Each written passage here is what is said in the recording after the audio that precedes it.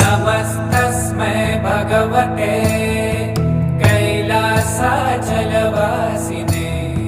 नमो ब्रह्मेन्द्ररूपाय मृत्युनाशं करोतु मे